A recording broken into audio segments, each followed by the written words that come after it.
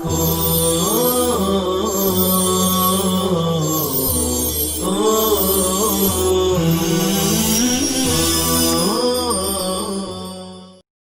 اللہ الرحمن الرحیم الحمد للہ رب العالمین الحمد للہ حمدا کثیرا طیبا مبارکا فی یا رب لک الحمد کما ينبغی لجلال وجہک ولعظیم سلطانک سبحان اللہ وبحمدہ عدد خلقہ ورضا نفسہ وزنۃ عرشہ ومداد کلماتہ وصلی اللہ وسلم علی نبینا محمد وعلى آلہ واصحابہ وبارک وسلم تسلیما کثیرا کثیرا۔ بسم اللہ الرحمن الرحیم۔ والثالث مثال لما يكون ملحقا لعینہ ومشابہا لغیرہ فإن الزکاة في الظاہر اضاعة المال وإنما حسنت لدفع حاجة الفقير الذي هو محبوب الله تعالى وحاجته ليست باختياره بل بمحض خلق الله تعالى كذلك وكذا الصوم في نفسه تجويع وإتلاف للنفس وإنما حسن لقهر النفس الأمارة التي هي عدو الله تعالى وهذه العداوة بخلق الله تعالى لا اختيار للنفس فيها وكذا الحج في نفسه سعي وقطع مسافة ورؤية أمكنة متعددة وإنما حسن للشرف في المكان الذي شرفه الله تعالى على سائر الأمكنة وتلك الشرافة ليست باختيار الأمكنة بل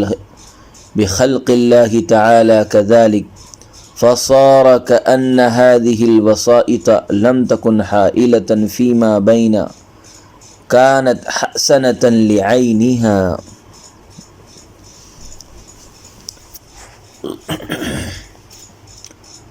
اور تیسری مثال اس مامور بھی کی ہے جس کا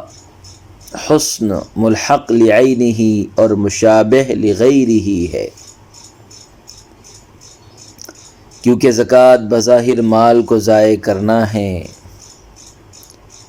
اور وہ اس فقیر کی حاجت کو دور کرنے کی وجہ سے حسن ہوئی ہے جو اللہ کا محبوب ہے، اور اس کی حاجت اس کے اختیار سے نہیں ہے بلکہ محض اللہ تعالی کے اس کو ایسا ہی پیدا کرنے سے ہے۔ اسی طرح روزہ فی نفسہ ہی نفس کو بھوکا مارنا اور تلف کرنا ہے، اور وہ اس نفس امارہ کو مغلوب کرنے کی وجہ سے حسن ہوا ہے جو اللہ تعالی کا دشمن ہے، اور یہ عداوت اللہ کے پیدا کرنے سے ہے، نفس کا اس میں کوئی اختیار نہیں ہے۔ اسی طرح حج فی نفسہ ہی ڈرنا، مسافت طے کرنا اور چند مقامات کا دیکھنا ہے، اور وہ اس شرافت کی وجہ سے حسن ہوا ہے جو اس مکان میں ہے جس کو اللہ تعالی نے تمام مکانوں پر شرف بخشا ہے، اور یہ شرافت ان مقامات کے اختیار سے نہیں ہے بلکہ اللہ تعالی کے ان کو ایسا ہی پیدا کرنے کی وجہ سے ہے۔ پس ایسا ہو گیا گویا یہ وسائط درمیان میں حائل نہیں ہیں، چنانچہ یہ چیزیں حسن لعینہا ہوں گی۔ عزیز طلبہ کرام، تیسری مثال یعنی زکوٰۃ ایسے مامور بھی کی مثال ہے جو حسن لعینہ کے ساتھ ملحق ہے اور حسن لغیرہ کے مشابہ ہے۔ زکوٰۃ ایسے مامور بھی کی مثال ہے جو حسن لعینہ کے ساتھ ملحق ہے اور حسن لغیرہ کے مشابہ ہے، اور وجہ اس کی یہ ہے کہ زکوٰۃ بظاہر مال کو ضائع کرنا ہے، اور اپنے مال کو ضائع کرنا شرعاً حرام اور عقلاً ممنوع ہے، اور جو چیز شرعاً حرام اور عقلاً ممنوع ہو وہ فی نفسہ ہی بری اور قبیح ہوتی ہے، لہذا زکوٰۃ کو قبیح اور برا ہونا چاہیے۔ لیکن زکوٰۃ میں حسن اس لیے آیا ہے کہ زکوٰۃ کے ذریعے اللہ کے محبوب فقیر کی ضرورت کو پورا کیا جاتا ہے اور اس کی حاجت کو دور کیا جاتا ہے، اور اللہ کے محبوب کی حاجت کو دور کرنا چونکہ حسن اور پسندیدہ ہے، اس لیے زکوٰۃ بھی حسن ہوگی۔ یہ بھی خیال رہے کہ فقیر کی محتاجگی اس کے اختیار سے نہیں ہے، بلکہ اس وجہ سے ہے کہ اللہ تعالیٰ نے اس کو ایسا ہی بنایا ہے۔ خلاصہ یہ کہ زکوٰۃ میں فقیر کی حاجت دور کرنے کی وجہ سے حسن آیا ہے، لیکن یہ واسطہ یعنی حاجت فقیر بندے کا اختیاری نہیں ہے بلکہ غیر اختیاری ہے۔ اسی طرح روزہ فی نفسہ ہی نفس کو بھوکا مارنا اور اس کو تلف کرنے کا نام ہے، حالانکہ نفس کو تلف کرنا اور اللہ کی نعمتوں سے اس کو روکنا عقلاً ممنوع ہے، لیکن اس میں اللہ کے دشمن نفس امارہ کو مغلوب اور مقہور کرنے کی وجہ سے حسن آیا ہے،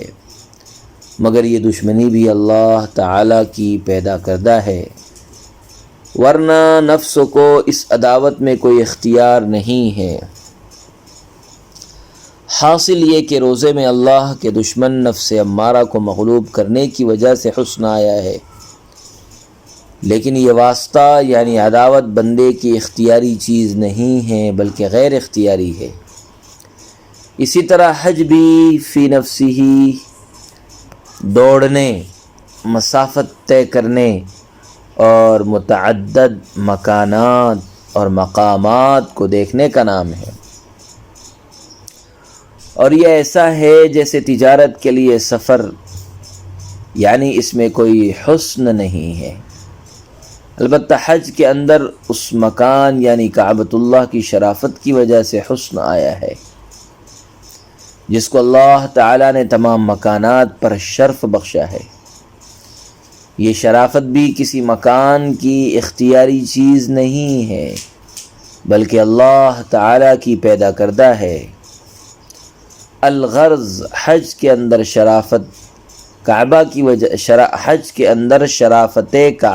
وجہ سے حسن آیا ہے، مگر یہ واسطہ یعنی شرافت کعبہ بھی اختیاری نہیں ہے بلکہ غیر اختیاری چیز ہے۔ عزیز بچوں، صاحب نور الانوار نتیجے کے طور پر فرما رہے ہیں کہ مذکورہ تینوں وسائط چونکہ غیر اختیاری ہیں، بندے کو ان پر کوئی اختیار نہیں ہے، اس لیے ان کا ہونا نہ ہونا دونوں برابر ہیں، اور جب ان کا ہونا نہ ہونا برابر ہے تو گویا یہ وسائط موجود ہی نہیں ہیں، اور جب یہ وسائط موجود نہیں ہیں تو زکوٰۃ، روزہ اور حج بغیر واسطے کے حسن ہوئے، اور جب یہ تینوں بغیر واسطے کے حسن ہیں تو تینوں حسن لعینہ کے ساتھ ملحق ہوئے، مگر چونکہ ان وسائط کو زکوٰۃ، روزہ اور حج کے لیے حسن ثابت کرنے میں کچھ نہ کچھ دخل ضرور ہے، اس لیے یہ تینوں حسن لغیرہ کے مشابہ بھی ہو گئے۔ بہرحال ثابت ہو گیا کہ روزہ، حج، زکوٰۃ تینوں حسن لعینہ کے ساتھ ملحق ہے اور حسن لغیرہ کے مشابہ ہے۔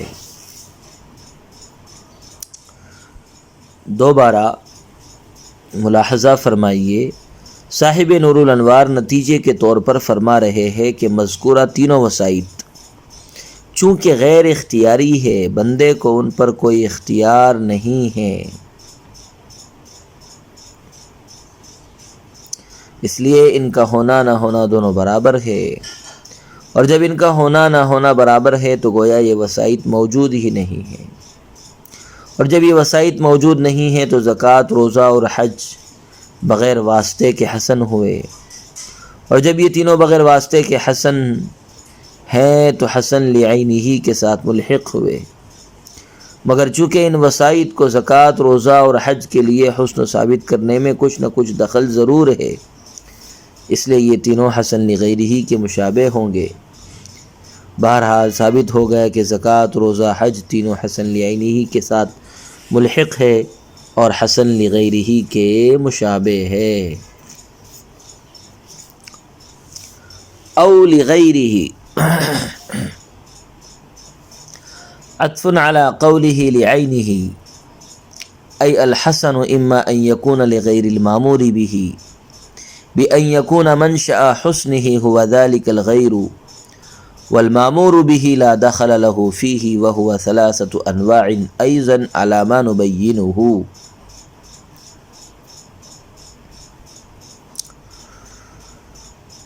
یا لغیرہ ہے، یہ مصنف کے قول لعینہ پر معطوف ہے، یعنی حسن یا تو غیر مامور بھی کی وجہ سے ہوگا، بئی طور کہ اس کے حسن کا منشا وہ غیر ہو، اور مامور بھی کو حسن میں کوئی دخل نہ ہو۔ اس کی بھی تین قسمیں ہیں، جیسا کہ مصنف نے اپنے قول سے بیان کیا ہے۔ عزیز طلباء، پہلے گزر چکا ہے کہ حسن لغیرہ وہ ہے کہ مامور بھی غیر کی وجہ سے حسن ہو، یعنی اس کے حسن کا منشا غیر ہو۔ مطلب یہ ہے کہ بذاتی ہی تو وہ غیر حسن ہے، مگر اس کے حسن کی وجہ سے فعل مامور بھی حسن ہو گیا۔ حسن ہونے میں فعل مامور بھی کو کوئی دخل نہیں ہے۔ بہرحال حسن لغیرہ کی تین قسمیں ہیں۔ وہ غیر فعل مامور بھی کے ادا کرنے سے ادا نہ ہوتا ہو، بلکہ مامور بھی کو ادا کرنے کے لیے علیحدہ عمل کرنا پڑتا ہو، اور اس غیر کو ادا کرنے کے لیے الگ عمل کرنا پڑتا ہو۔ نمبر 2، فعل مامور بھی کے ادا کرنے سے وہ غیر بھی ادا ہو جائے، یعنی مامور بھی اور وہ غیر دونوں ایک عمل سے ادا ہو جائے، دونوں کے لیے الگ الگ عمل کرنے کی ضرورت نہ ہو۔ تیسری قسم، یا مامور بھی حسن ہو ایسے حسن کی وجہ سے جو اس کی شرط میں ہے، بعد اس کے کہ وہ حسن لعینہ تھا، یہ حسن لعینہ کے ساتھ ملحق تھا۔ وصلی اللہ وسلم علی نبینا محمد وعلی آلہ واصحابہ وبارک وسلم تسلیما کثیرا کثیرا۔